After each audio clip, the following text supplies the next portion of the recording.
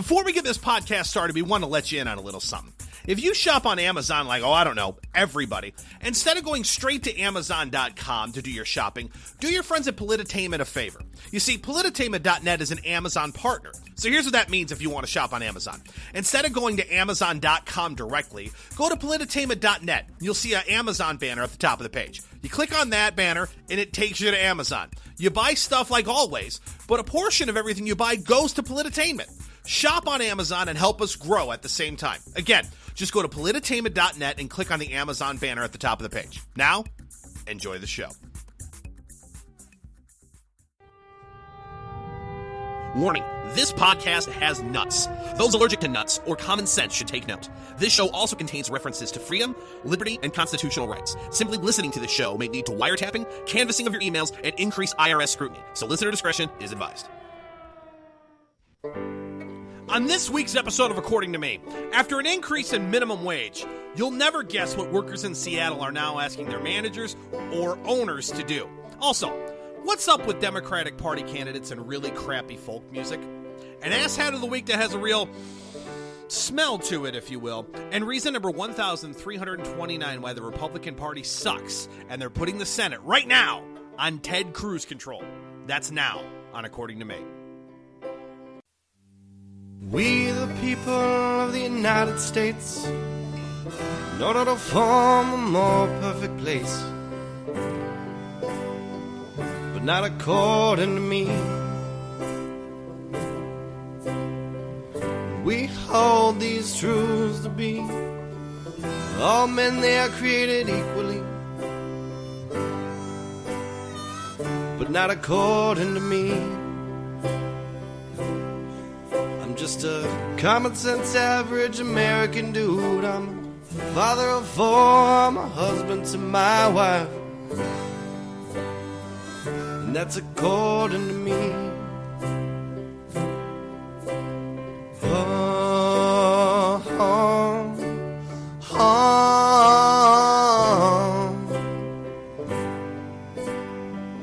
According to me. According to me.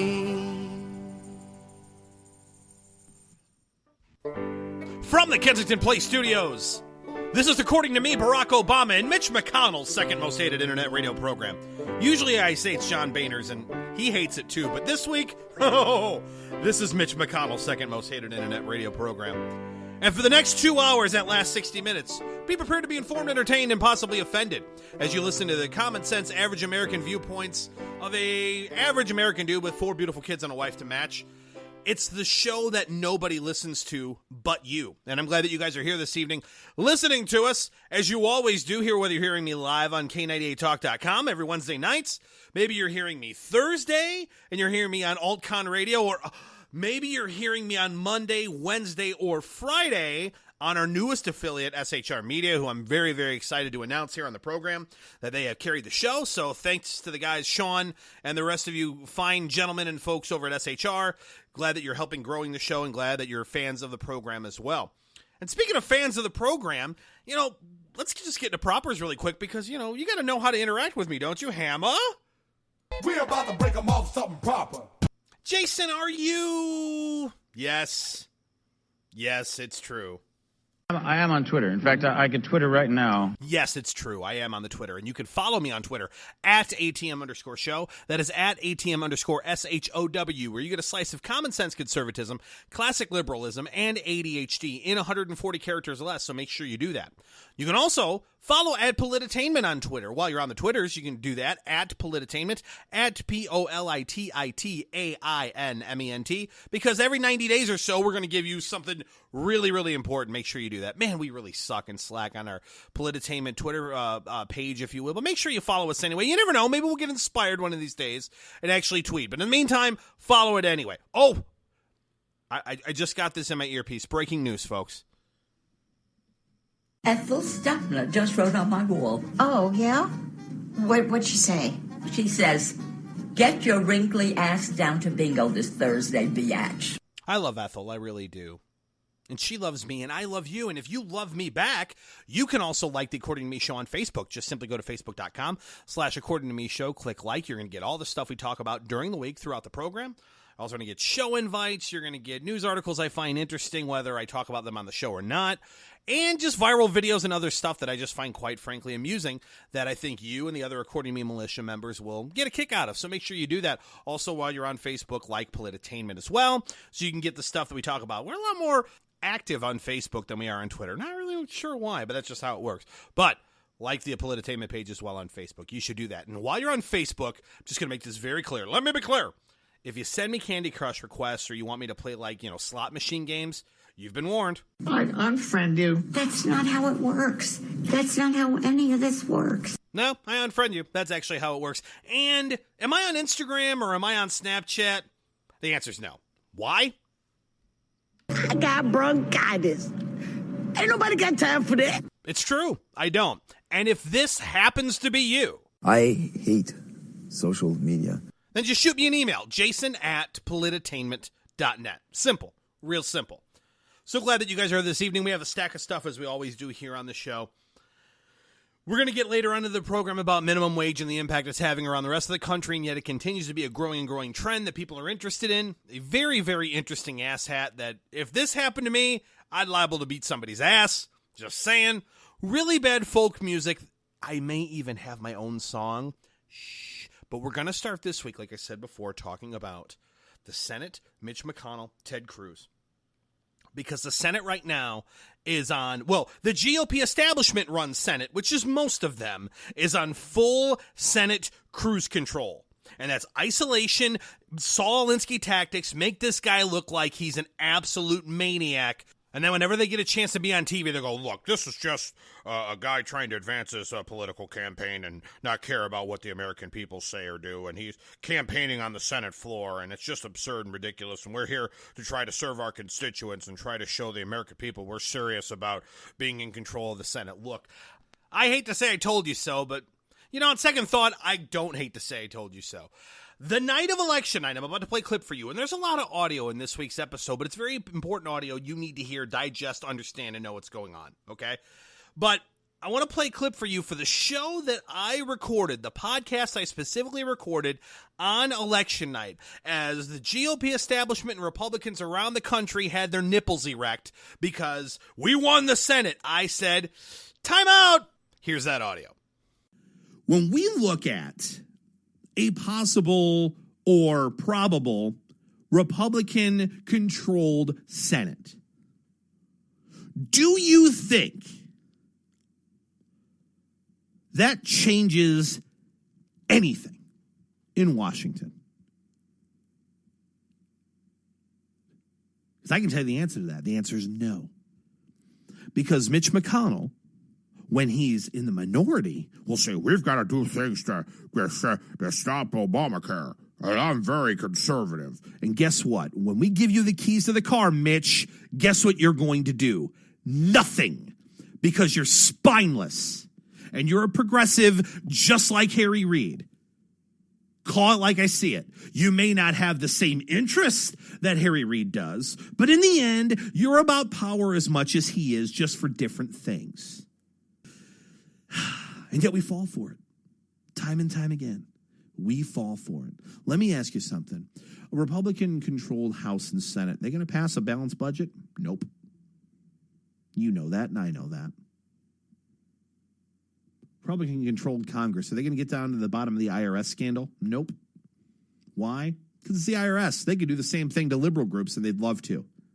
But here's the thing. Let's be real. What is the Senate going to do about Obamacare? Nothing. What's the Senate going to do about the budget and their spending? Nothing.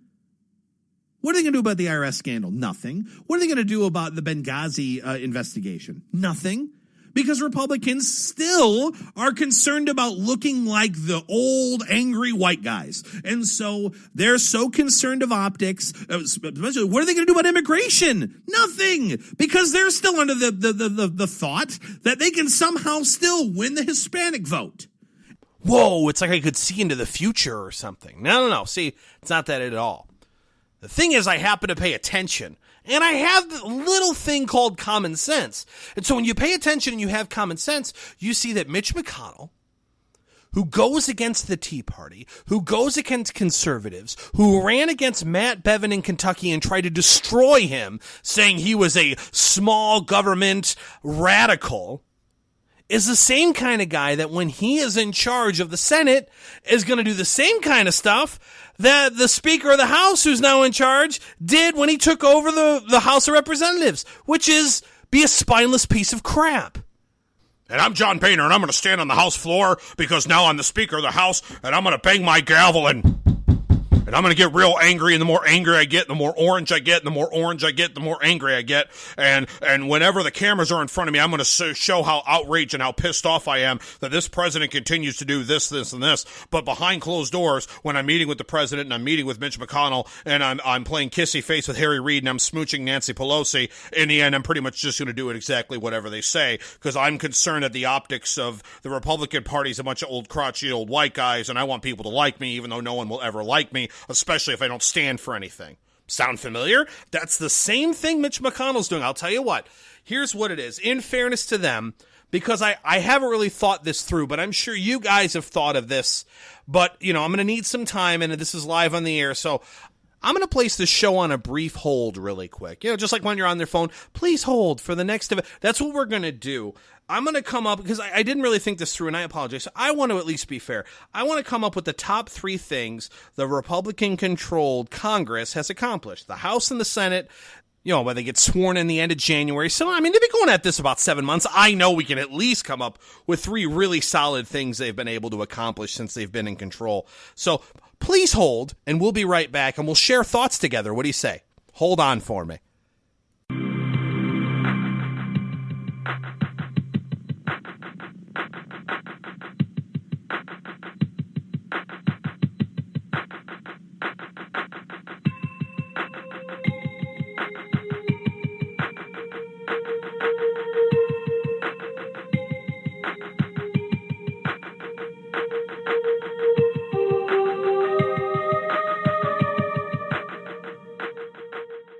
Thank you so much for holding. Welcome back. Okay, so that gave me enough time to at least kind of put some thoughts onto paper here really quick. It was kind of tough to really narrow it down, but let me give you the best things that the Republicans have accomplished since being in a majority in the House and Senate. Starting at number 3, the third best thing that I can remember them doing was...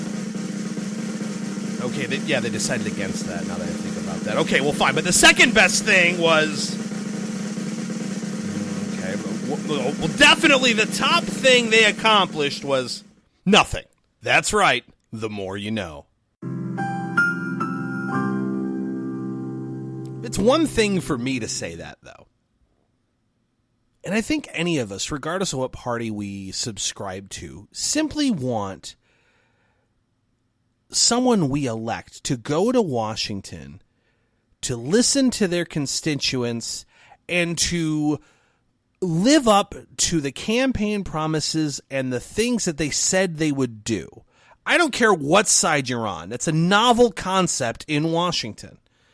And the thing is, no one does that in Washington, which is why Head Lice has a higher favorability rating than Congress. If you don't believe me, look it up. But just think about that for a second. People are more favorable of bugs that live in your hair and in your scalp than they are of elected officials in Washington, D.C.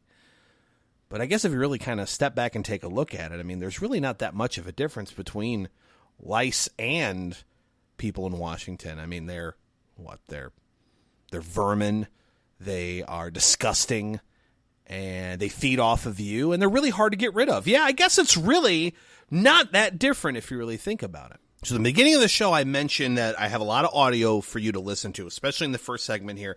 Please listen and pay attention to this because the fascination with Trumpy the Clown is he's got courage. He doesn't care. He stands up for what he says, and he takes on people in his own party and the Democrats and everybody. I give you once again Exhibit A, Ted Cruz, on what he said last Friday on the Senate floor in regards to his vote for TPP that we talked about a few weeks ago and Mitch McConnell. Hashtag balls of steel. Madam President, it saddens me to say this. I sat in my office, I told my staff,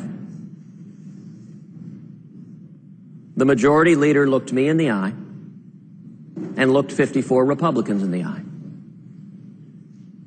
I cannot believe he would tell a flat-out lie. And I voted based on those assurances that he made to each and every one of us. What we just saw today was an absolute demonstration that not only what he told every Republican senator, but what he told the press over and over and over again was a simple lie. This institution should not operate at the beck and call of lobbyists in Washington. This institution, the majority and minority leader arm in arm, again, should not team up against the American taxpayers. It's why our children are going bankrupt. Now, we're facing an enormous threat with this Iran deal. A nuclear Iran poses the greatest national security threat to this country. And yet, the majority leader refused to do what he just did for the Export-Import Bank on Iran, refused to invoke cloture. That was an extraordinary step. Madam President, if he was telling us the truth when he said there was no deal, why would he do what he just did?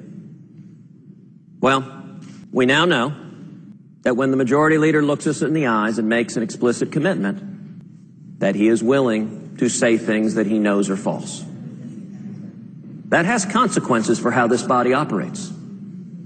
If you or I cannot trust what the majority leader tells us, that will have consequences on other legislation as well, on how this institution operates. If we are searching for a leader that has courage and guts and says what needs to be said, don't look towards Trumpy the Clown, because your guy is right here. Because make no mistake about it, what Ted Cruz just did was commit political suicide. And not with his constituents and not with the American people, because frickin' men, brother. But he committed political suicide against his own party. Because here's how it works. And ask John Boehner the rules.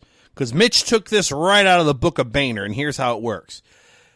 I'm the speaker. Here's what we're going to do. I need the votes to pass it to make me look good. And in turn, I'll make sure that you're included in on committees and other things that will, A, make you look better with the people who keep you reelected, and B, maybe a couple special interests here or there. A couple lobbying groups may want to hook up with you, take you out to dinner, throw a couple G's your way, just for your consideration on certain committees that you're part of. And guess who can help make sure you're part of those committees? That's right, I can. And what's going on now, since in the Senate, is Ted Cruz is on a little island with Mike Lee and maybe one other person, while everyone else is putting the Senate on cruise control. And you have your John Cornyn's and your Orrin Hatches and your John McCain's and your Lindsey Graham's going, well, that's just not how you do things here. This Ted Cruz guy, this is why. And so Mitch McConnell is furious. And to give you an idea of what he was talking about the Trans-Pacific Partnership, TPP, TPA, what we talked about a couple weeks ago, that Obama's for. And if you remember me saying on the episode earlier, I'm just confused. I don't know what's going on here. Obama likes this, but so does Ted Cruz. And that doesn't make any sense, but Rand Paul's against it. And what the hell's going on? Ted Cruz was for it because the majority leader, Mitch McConnell, said, look, there is no deal in regards to the Import-Export Bank. I won't bore you to tears with all the details on that. I will just tell you that the Import-Export Bank was nothing more than a gift to special interests to be able to allow funds to freely travel internationally, especially through Asia, at a much reduced rate as kind of a, hey, let's pay back the big banks and the big lobbyists who are in our back pocket. Ted Cruz had a concern about that, which is why he said, hey, please tell me, Mitch, that if we sign off on this TPP deal, that the Import-Export Bank's not part of the deal. He said it's not part of the deal, it's not part of the deal. He looked everyone in the eye and said it's not part of the deal until it was. And that's when Ted Cruz said what he said. And if you thought the things Ted Cruz said about Mitch McConnell were damning enough, if he had any chance of having any friends left in the Senate, those are gone after this. There is a profound disappointment among the American people because we keep winning elections and then we keep getting leaders who don't do anything they promised. The American people were told, if only we have a Republican majority in the House, things will be different. Well, in 2010, the American people showed up in enormous numbers and we got a Republican majority in the House. And very little changed. Then the American people were told, the problem is the Senate. If only we get a Republican majority in the Senate and retire Harry Reid as majority leader, then things will be different. Well, in 2014, the American people rose up in enormous numbers, voted to do exactly that. We've had a Republican majority in both houses of Congress now for about 6 months. What has that majority done? First thing we did in December is we came back and passed a $1 trillion Cromnibus plan filled with pork and corporate welfare. That was the very first thing we did. Then this Republican majority voted to fund Obamacare, voted to fund President Obama's unconstitutional executive amnesty, and then leadership rammed through the confirmation of Loretta Lynch as Attorney General. Madam President, which of those decisions would be one iota different if Harry Reid were still majority leader? Not a one. Not a one. This Senate operates exactly the same priorities. And let me tell you why. It's not that this majority doesn't get things done. It does get things done, but it listens to one and only one voice. That is the voice of the Washington cartel, of the lobbyists on K Street, of the big money and big corporations. Bravo. Dude has very little friends left in Washington, and for that, we should applaud him. Show me your friends and I'll show you your future, right? Well, if you want your friends to be Mitch McConnell, Orrin Hatch, John Cornyn, John McCain, Lindsey Graham, your future sucks. And so does the future of this country. But McConnell's lapdogs step up to the plate like the scumbag Orrin Hatch, who said this. Rule 19, paragraph 2, quote, "No senator in debate shall directly or indirectly by any form of words impute to another senator or to other senators any conduct or motive unworthy or unbecoming a senator," unquote. When a senator is called to order under this rule, that senator shall take his or her seat and may not proceed without leave of the Senate. In case you need a translation, basically what that means is a senator cannot on the floor denigrate another senator and do something that would be considered unbecoming of a elected senator in Congress. You can't do that. You need to be a gentleman. You need to be respectful. We can disagree, but you can't do that and call somebody out on the Senate floor like that. And while Orrin Hatch was speaking for himself, he was really speaking also for Mitch McConnell, who is a very proper gentleman in the Senate and is never, for example, when he was the minority leader and Harry Reid was the majority leader, he was incredibly respectful and incredibly considerate towards the opponent, quote unquote. It would just be a real shame if somewhere on the internets there was you doing the exact opposite of what your buddy Orrin Hatch just said to Harry Reid. I happen to have that. He believes that advise and consent means sit down and shut up. Confirm these nominees when I tell you to. Ladies and gentlemen, a talking turtle. Now, the reason he's taken a lot of heat over this is because he's broken his word. to the United States Senate, given back last January, that we had resolved the rules issue for this Congress. I know what's going on here. They've been hammered into line.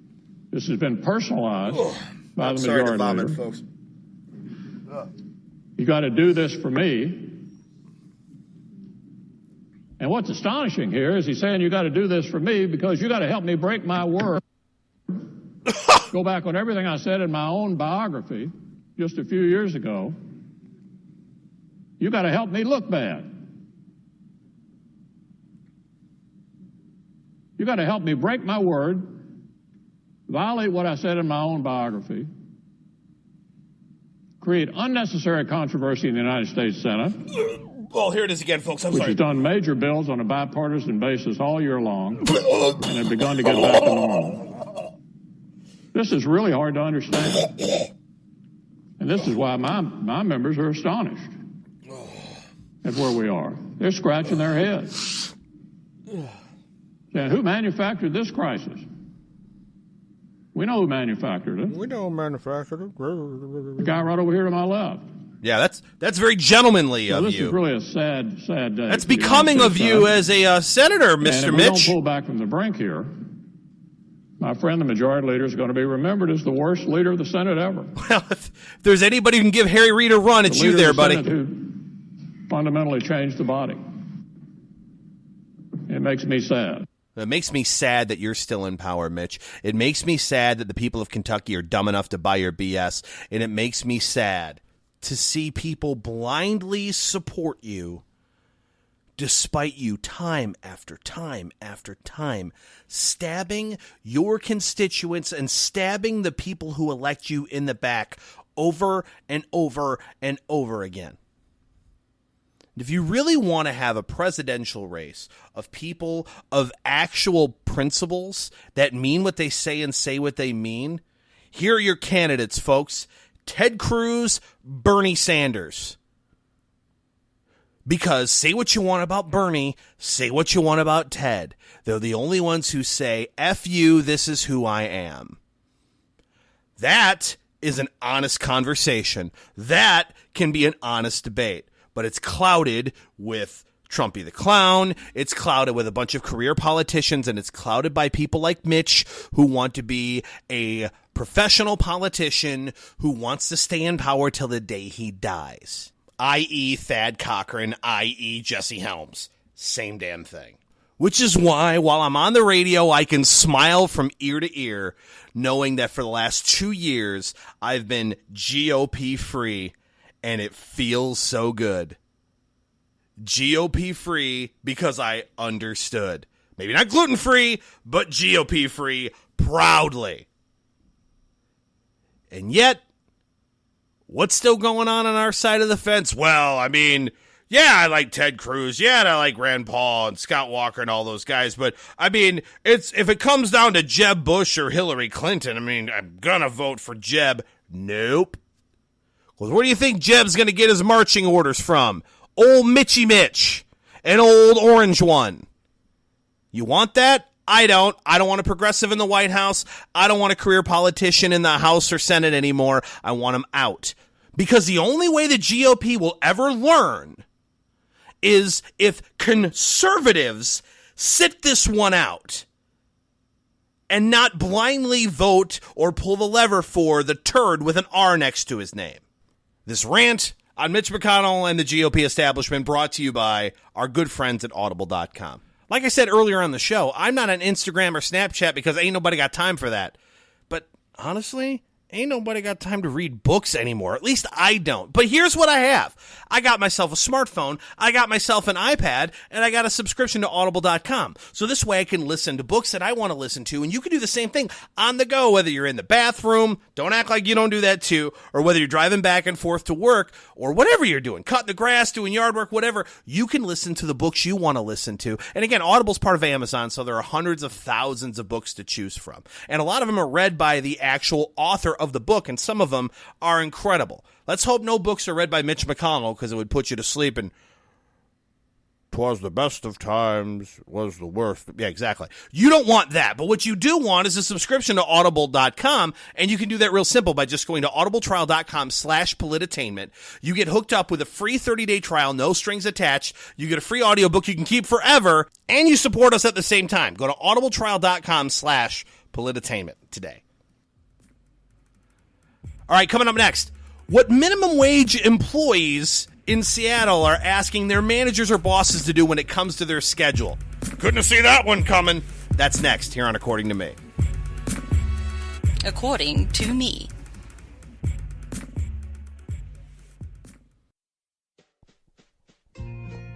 Kentucky's favorite son, Mitch McConnell, wants you to know he is a proud conservative American. Such a patriot, he requested to have his American flag lapel pin tripled in size. So when you see him in person or on camera, you know how patriotic he really is. God Bless the USA by Lee Greenwood is his ringtone on his iPhone. In fact, Mitch McConnell will only wear socks that are red, white, or blue. And in case you're wondering, size 11. And just like you and me, he puts them patriotic socks on one at a time. Slides them into a pair of Kentucky-made cowboy boots, hops in his F-150 and heads down to the local butcher shop just like you and me. In fact, for the brave men and women fighting for our freedom, Mitch McConnell watches their children on the weekend. It's the least he can do.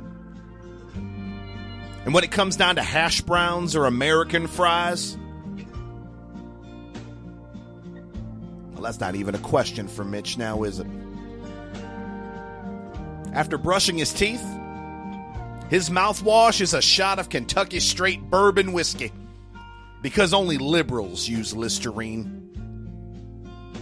Mitch McConnell, a real man, a real American, a real Kentucky conservative.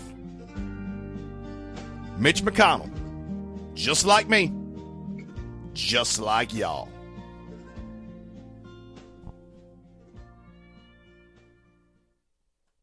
Are you conservative in a world of liberal? Yep. Mm-hmm. Well, you're not alone. Hey, I'm Daniel Stafford, host of the Stafford Voice, and I'd like to invite you to tune in each Monday, 10 p.m. Eastern, where I'll break down the events of the week, and together we'll learn about how they affect you. So, sit back and get ready for the good, the bad, and the ugly of talk radio right here on K98 Talk. Hey, it's Cliff Davis from KLCI FM, the best radio station in the world. Coming soon. Stay tuned. And Neil Smith, an old buddy. Are you here, Neil? Neil, I miss you, man. I miss you. He's the honey badger of internet radio. Oh, the honey badgers are just crazy. According to me. Ew, what's that in its mouth?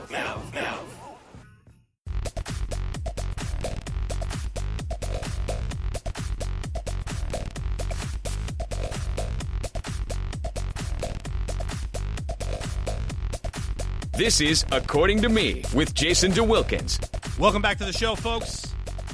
Well, if you're just tuning in, first of all, shame on you. And second of all, you may have missed my little rant I had in regards to the GOP establishment, Mitch McConnell, and my props to Ted Cruz in the beginning of the show. But if you're just tuning in, or if there's a show that you miss every once in a while because you clearly hate America, you can check out the podcast in many different places, actually. You can go on SoundCloud on your smartphone or on your tablet or, quite frankly, on your PC.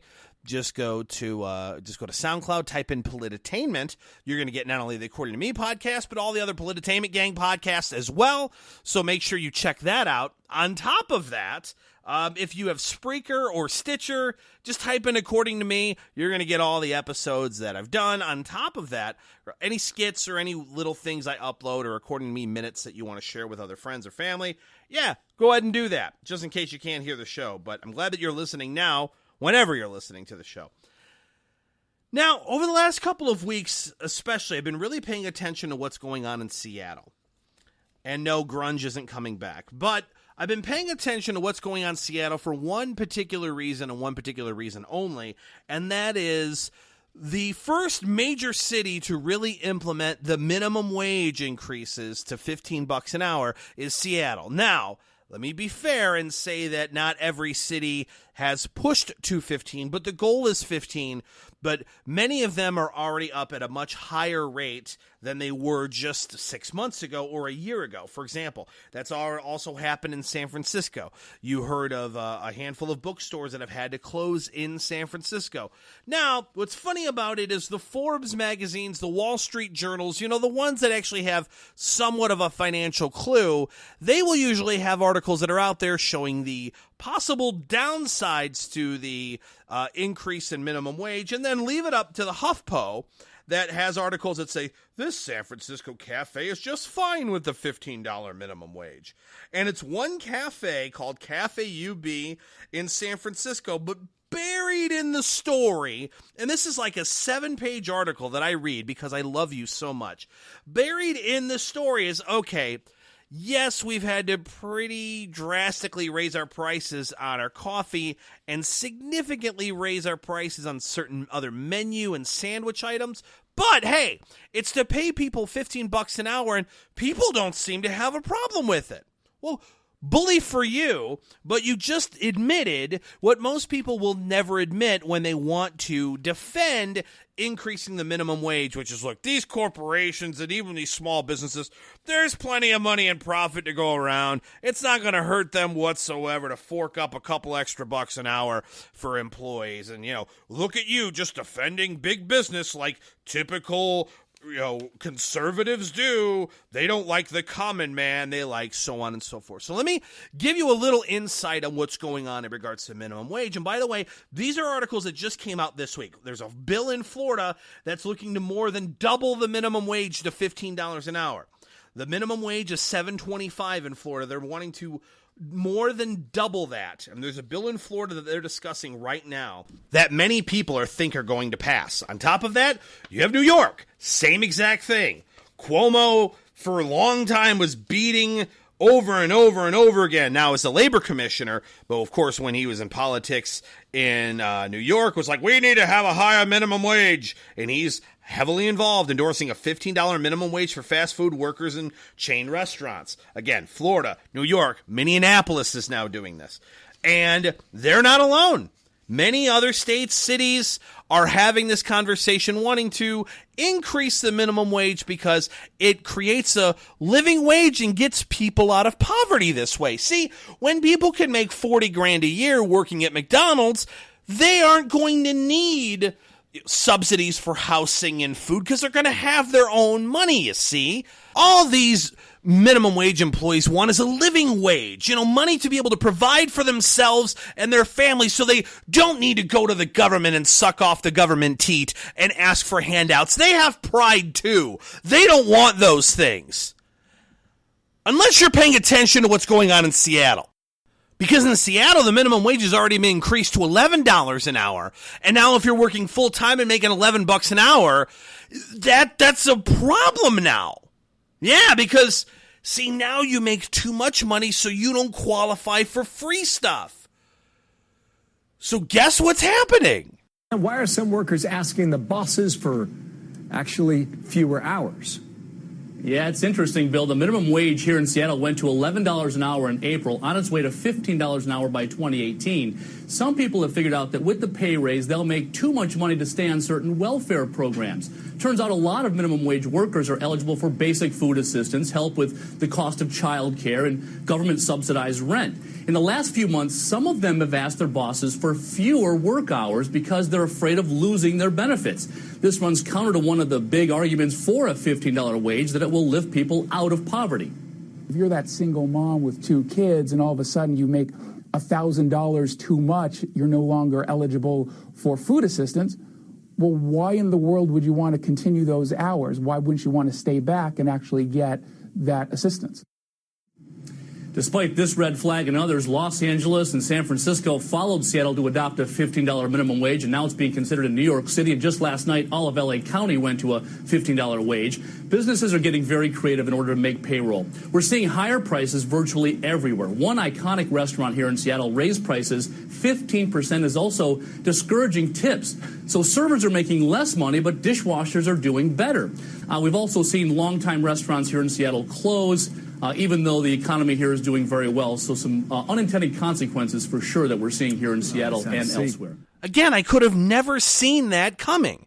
That you have people who are now earning a living wage who are asking their bosses, hey, don't work me so many hours because I make too much money now, and then I can't get free stuff from the government, so can I work like half the hours I used to? Because when I work, I get more money, and then I don't make too much so that I don't get free stuff. You see how that works? That's weird, because I thought they just wanted to get out of poverty and provide for their cheerins. So that's a groundbreaking story. You know what else is groundbreaking? Businesses, in order to absorb the cost of a higher wage, usually have to do one of two things, and that is either cut back hours, which kind of works out for those who don't want to work because they'll make too much money, or let people go, or if they retain the same staff, they're just going to have to increase prices. Now, let's walk through this. I, as a minimum wage employee, have asked my employer to pay me or work me less hours so I don't make too much money, because I'm going to get free stuff from the government. So this doesn't really impact me as far as increasing what the costs of things are, but the people who eat at the restaurant, you know, the ones who aren't on government assistance, that may impact us just a tad. What do you say? And you see it across the board. Starbucks has gone up 18% of what their costs are. And what they've had to increase their costs 18% over the last 18 months. Why? Because in many major cities, they've had to increase minimum wage, and because of that, they've just passed that cost on the consumer. You saw Chipotle, who raised their prices 15% in Seattle and San Francisco. Why? Because of the minimum wage increase. If you live here in Indiana, you got a 4% increase from Chipotle based on what the cost of beef is, and then the beef has become more costly, therefore they've increased the costs pretty much everywhere at Chipotle just to absorb that. But in special cities like San Francisco and Seattle, and of course, as we heard, that list is growing and growing and growing, you get to pay 15% more for your burrito bowl. Congratulations. That's money well spent. Again, folks, it doesn't take a rocket scientist to figure out what happens here. The costs will go up in order to stay in business, and that cost goes right to you. And so even though I'm making possibly more money, everything's costing me more money because there's more money in the system.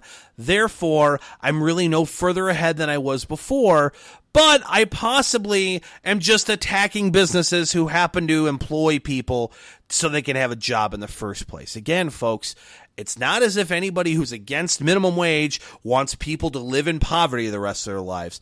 But the bottom line is that when you increase or double in some instances what the minimum wage is going to be, meet your replacement, it's a machine that will be taking orders for you in the drive-thru instead of you doing it because, well, for $15 an hour, I can pay a robot to screw up my order rather than a human being. Sorry. That's just how it works. Again, folks, pay attention to this because coming soon to a town near you will be the same debate and it will have the same repercussions, and more negatives happen than positives every single time when it comes to this. Folks, before we get into the Asshat of the week,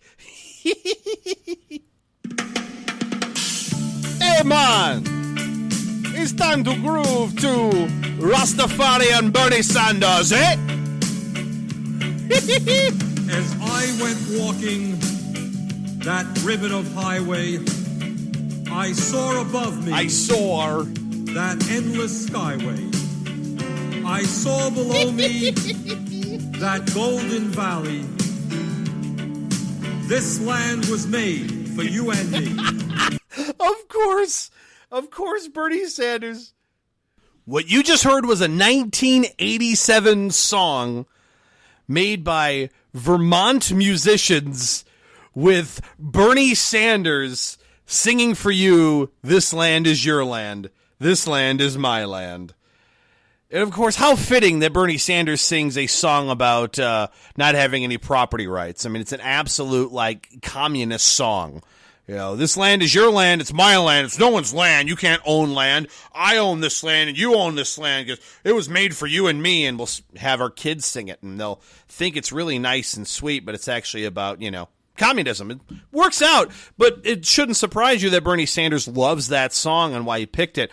What's so funny is I'm Bernie Sanders, and I sing this song. I am a commie, and I know it's wrong. But I saw above me Hillary Clinton in the polls, and I said, damn it, I'm brittle and old. This land is... But that's... And then it got me thinking, what terrible folk music actually exists on the left. I don't know what it is. I mean, it's more of a reggae vibe, but there's all these like presidential candidate folk songs that make you vomit. There's other Bernie Sanders songs that are out there too. I know this is a great hit and it actually has his voice, but I mean, let's not forget such classics on YouTube like this one. Imagine it's your birthday party. All right, imagining. Brings a cake. Clap along. It's so good and you just can't wait to get a piece. Looks pretty good. Time comes to cut it up. Okay. Something goes terribly wrong. There's 20 people at the party. 20 people at the party, wow. 10 don't have any cake at all. What the hell? Who planned that? 10 people don't have cake? 5 people have just a bite. 5 only have a bite? That sucks. 4 people have only slices. 4 slices? 1 greedy bastard. Who? Has the rest of the cake. What greedy bastard has the rest of the cake? Who's gonna fix that? This is what's happening in our country now. We've got such inequality, most of us don't really see. We don't really see it. We've got an opportunity, and his name is Bernie. Yes! Bernie Sanders, baby! His name is Bernie. Woo! Man, I want to vote for Bernie Sanders based on that. Isn't that great? I mean, think about it. I mean, you got to do the math. There's 20 people at a party, 10 don't have any cake at all, and then 5 only have a bite, and 4 have like tiny slices, but there's 1 greedy bastard. It's probably Mitt Romney, the Koch brothers or somebody. They have the cake, and someone's got to fix that, and his name is Bernie. Thank God. Whew, man. I'll tell you what, folk songs are pretty inspiring. You know, I'm surprised as inspiring as this one is, it didn't get Pocahontas to run, because this one's great. Another YouTube classic. Americans want our next president to be a woman. We do? Hey, babe, here's looking at you, Senator Elizabeth Warren. Hey, babe? The planet is not real warming, feminist the of you there. shifting. Just saying. We need a leader who won't stand for all the Wall Street bullshit. Hey, this is a family show. Kind of digging the chorus, though. Run, run, run, run, Liz, run. Oh, I can't believe she didn't run. I just don't see how, if you're Elizabeth Warren, when so many people have asked you to be a part of the race because they don't want to vote for Hillary, and we all know our next president, we all want it to be a woman, I guess. Apparently, I didn't know that part. I missed that. But we all want our next president to be a woman, and I don't know how Elizabeth Warren, you know she's heard that song. I don't know how you hear that song and not be inspired to run, run, run, run, Liz, run. And who better to run and be a successor after Obama than Elizabeth Warren? I mean, you're going from one liar who's in the White House now to a woman who lied about her entire heritage for her whole career advancement that she had as a professor, and has used that same false heritage to advance her political career. So it totally makes sense that she would be the successor, and why she has continued to sit on the sidelines after such an amazingly artistic and well done folk song is beyond me. I mean, later on in the song, you have a great, amazing chorus like this that I don't think I could write anything better if I spent days trying to do it. So you're rich, that's fantastic, and God bless. Oh, thank you. But there's just a couple of things Liz Warren won't let Oh, no? What are they? Nobody got rich on their own, not nobody. Not nobody. Everybody needs bridges and streets to succeed. Oh, run, run, run. Yes. Run, you gotta run. Yes, because I know. And the winner for Best Film is Matthew McConaughey. All right, I'd like to thank the Academy. But most importantly, I'd like to thank the bridges and the streets. Because without them, I couldn't succeed. Are you effing kidding me? That sounds like... You didn't build that? Didn't it sound like a lot like that? And I know I've played a lot of great music here today. I mean, Bernie Sanders was outstanding.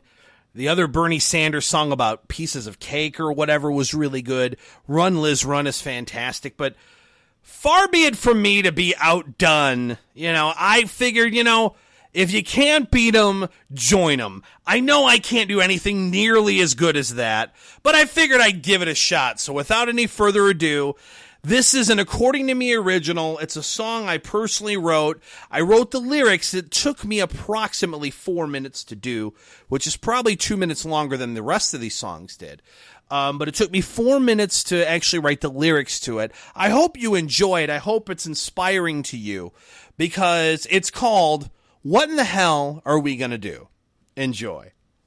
This awful folk song with even more awful lyrics is about both political parties in 2016.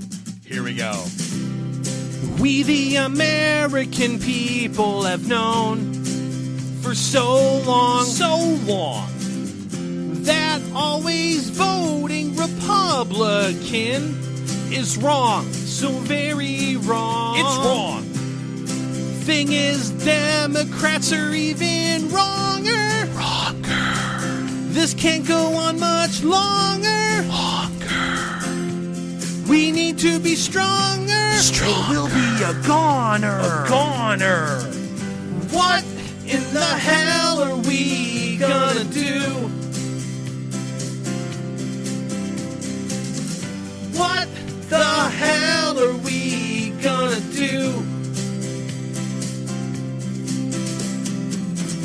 Democrats say the other side hates the poor and wants dirty water. Ooh. They also want to take birth control from your son and your daughter. Say what?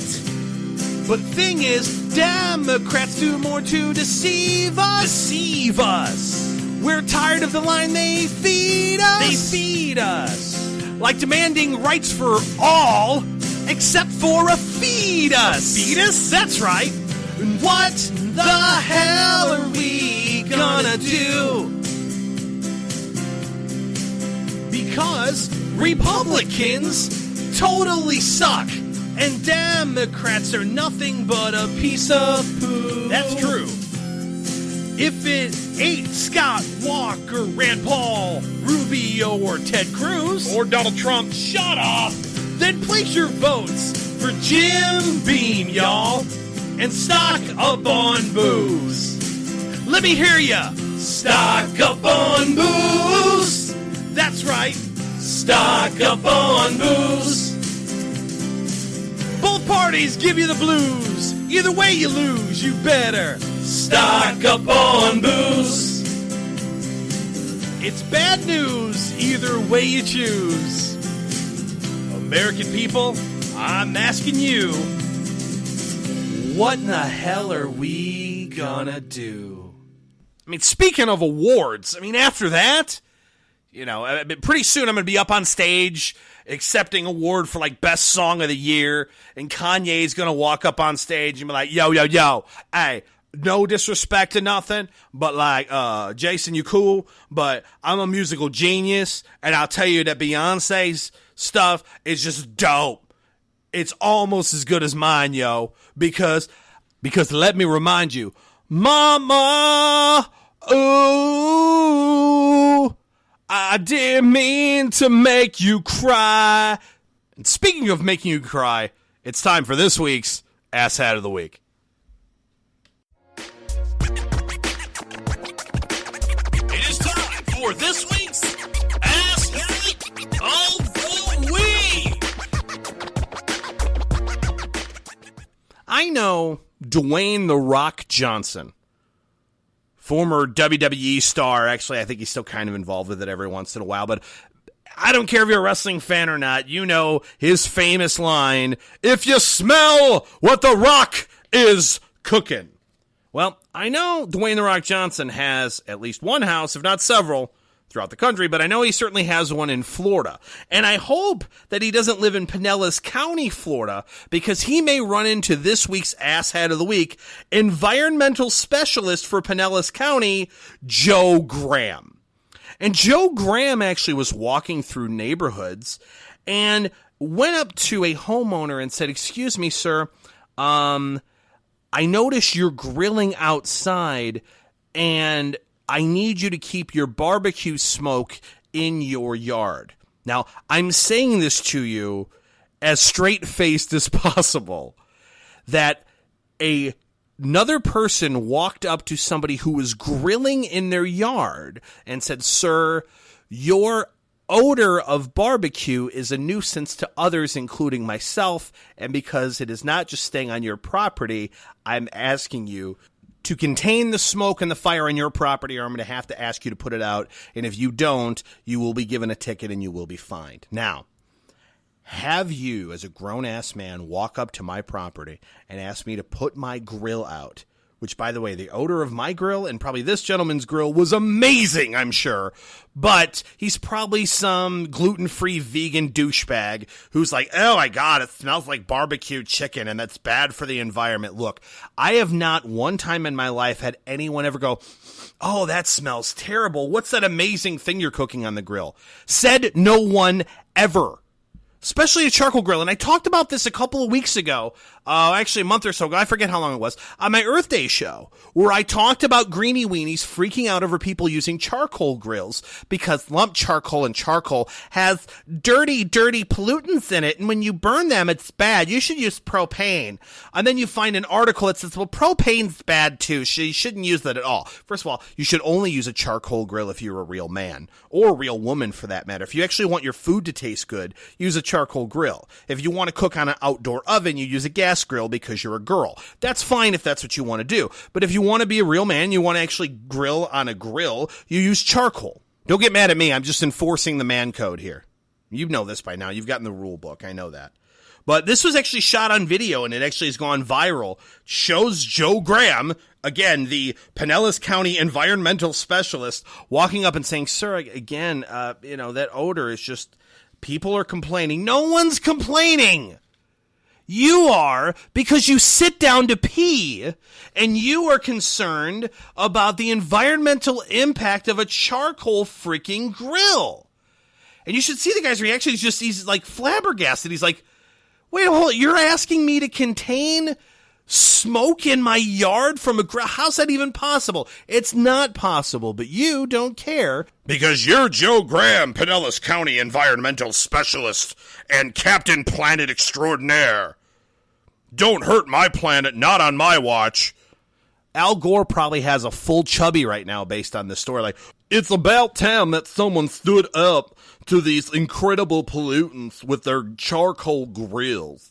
I have a good mind to fly out in my personal and private jet with leather seats and congratulate Joe Graham for being the Al Gore Captain Planet Man of the Year. And you can do that, Al, while I award Joe Graham this week's Asshat of the Week. Tune in next week for another exciting installment of Asshat of the Week.